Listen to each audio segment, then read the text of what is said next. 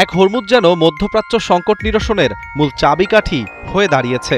বন্ধ হরমুজকে সচল করতে যুক্তরাষ্ট্র ও ইরানের মধ্যে আলোচনায় নতুন করে জটিলতা তৈরি হয়েছে। মার্কিন প্রেসিডেন্ট ডোনাল্ড ট্রাম্প কয়েক সপ্তাহ ধরে ইরানের সঙ্গে চলমান সংঘাতের সমাপ্তিকে একটি রাজনৈতিক বিজয় হিসেবে তুলে ধরার প্রস্তুতি নিচ্ছিলেন। এর অন্যতম শর্ত ছিল গুরুত্বপূর্ণ এই জলপথ দিয়ে বাণিজ্যিক জাহাজ চলাচল পুরোপুরি স্বাভাবিক হওয়া। এমনই সব তথ্য উঠে এসেছে মার্কিন সংবাদ মাধ্যম ওয়াল স্ট্রিট জার্নালে। মার্কিন কর্মকর্তাদের বরাতে জানা গেছে, ট্রাম্প তার ঘনিষ্ঠ সহযোগীদের ইঙ্গিত দিয়েছিলেন যে নতুন কোনো পারমাণবিক চুক্তি ছাড়াই ইরানের সঙ্গে সংঘাতের সমাপ্তি টানতে চান। তবে এবার বেঁকে বসেছে ইরান। হরমুজ খুলতে তেহরান এখন বড় ধরনের ছাড় দাবি করছে।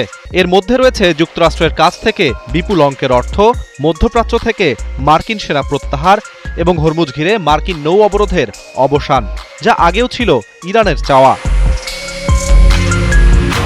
ফলে কয়েকদিন আগেও যে চুক্তিকে ওয়াশিংটন প্রায় হাতের নাগালে মনে করছিল, এখন তা আরও অনিশ্চিত হয়ে পড়েছে। ট্রাম্পের হিসেব ছিল, যুক্তরাষ্ট্র যদি ইরানের পারমাণবিক কার্যক্রম নিয়ন্ত্রণে রাখতে পারে এবং হরমুজ দিয়ে আন্তর্জাতিক বাণিজ্যিক জাহাজ চলাচল স্বাভাবিক হয়, তাহলে বর্তমান যুদ্ধবিরতি দীর্ঘমেয়াদে বজায় রাখা সম্ভব হতে পারে। মার্কিন কর্মকর্তাদের মতে, ট্রাম্পের আরেকটি বিবেচনা হলো তার বর্তমান মেয়াদে ইরান সহজে নতুন করে পারমাণবিক সক্ষমতা গড়ে তুলতে পারবে না। গত বছর ইরানের 3টি গুরুত্বপূর্ণ পারমাণবিক স্থাপনায় মার্কিন হামলার পর তেহরানের সক্ষমতা নিয়েও ওয়াশিংটন এমন হিসেব কষেছে।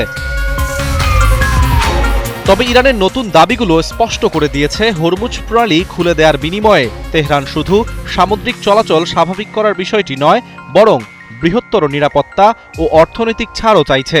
ফলে এখন মূল প্রশ্ন, হরমুজ প্রণালী পুনরায় খুলতে ওয়াশিংটন কতটা ছাড় দিতে প্রস্তুত এবং তেহরানের দাবির সঙ্গে সমঝোতা আদৌ সম্ভব কিনা। এই সমঝোতার উপরই অনেকাংশে নির্ভর করছে মধ্যপ্রাচ্যের যুদ্ধবিরতির ভবিষ্যৎ।